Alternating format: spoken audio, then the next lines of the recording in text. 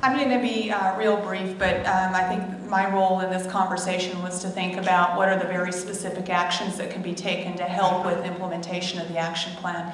And I think that the important message is that the change is already happening, and we have to change with it. We can't continue to use the same sorts of business models and approaches that we've used historically because they're in place. And change is obviously difficult. It always has been. It's never easy for any of us, but particularly when you're talking about financial implications of change. And this is an area in which I think you all could very much help us, because this conversation is not always an easy one to have.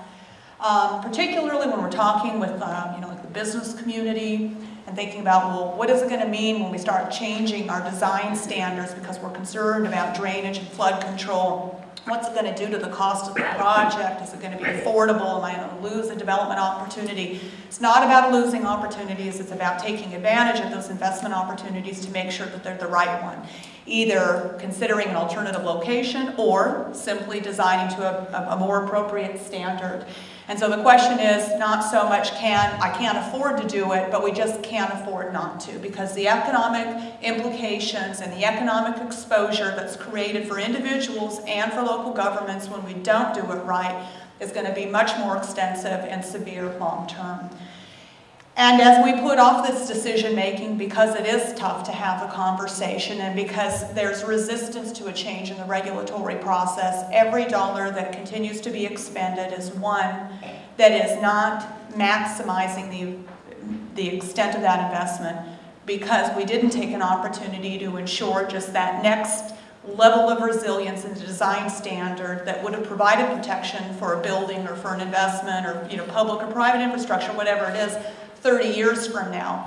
And so we can't maximize the life of those investments because we chose not to make that tough decision today. So it's about trying to integrate that into our process. And when we do make those decisions, not to be single-minded in the issue. If we're talking about water supply, it's not just about producing more water. It's about producing more water in a way that minimizes the energy production that's required so that we can be successful in our greenhouse gas emission strategies. And maybe it's about also dealing at the same time or addressing a drainage and flood control issue. So trying to be more comprehensive and holistic in our approach so that, again, we're meeting multiple objectives every time we're making a planning or investment decision.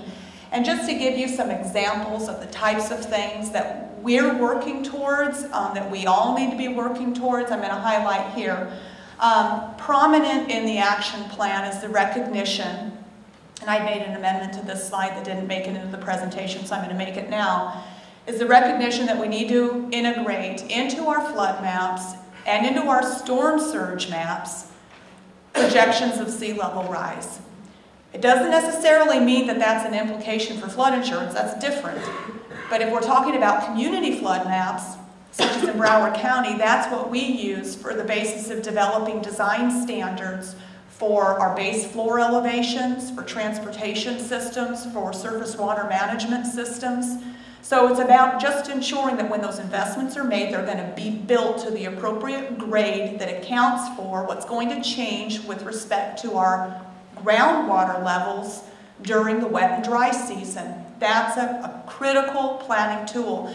And we need to pay attention to that too, because I'll say that there was a change to the Florida building code last year that proposes to set statewide standards with regards to what local governments can do as it relates to flood management systems. So one of the things that I was expressed is that statewide standards are good if they're setting a minimum standard, but not if they're limiting the capabilities. And we know that within our communities, we need to have the flexibility to integrate into our planning decisions the projections that are appropriate for our region. So we're working in Broward County, we're working on these flood maps today, and probably in a one-year time frame, we would be prepared to share that information and try and begin that process that allows us to amend the, the regulatory, the permitting and design that's required for new investments. So when we're ready for that conversation, we would very much appreciate if you're there with us, as well as challenging our process to make sure that we're utilizing the right we're coming forward with the right scenarios and the right justifications. Conservation and water supply. Obi referenced the importance of conservation, and I have to say it too. So often you can't get a community to spend $10,000 on water conservation, but they'll spend $40 million on a plant. Conservation, if we're talking about going back and retrofitting our older buildings, we have an ability to reduce water consumption 70% just through plumbing fixtures. Those investments, it's $100. If you replace a toilet in a home, it's $100. Upgrade your faucet on your shower, it's $20. Maybe you can retrofit the whole home for $50 or $500. And if it's an old home, potentially reduce that water consumption by 70%. But it's hard to make people or to secure, oftentimes, investments in water conservation because you don't see it, but you can see a new plant. But those are expensive projects for our community, and so we always need to be, one, thinking about conservation first, just because it's cost effective, but two, we need to be more prudent and judicial in the use of our existing resources that we know are going to be constrained more severely than they are today. And saltwater intrusion due to sea level rise is already impacting our well fields, and we've already in Broward, we've modeled, and we can show how much of that intrusion that has occurred already is attributed to sea level rise. And we can make the projections, and we're extending the model to show how much is going to be lost in future scenarios. So we will be losing capacity of the Biscayne Aquifer, and what's lost is either going to have to be moved to western well fields, which means we need to construct new well fields, or alternative water supplies that require new infrastructure and more costly treatment and more energy-intensive production. So the point being is that that's an important area of investment, and it's an area that none of us are immune to.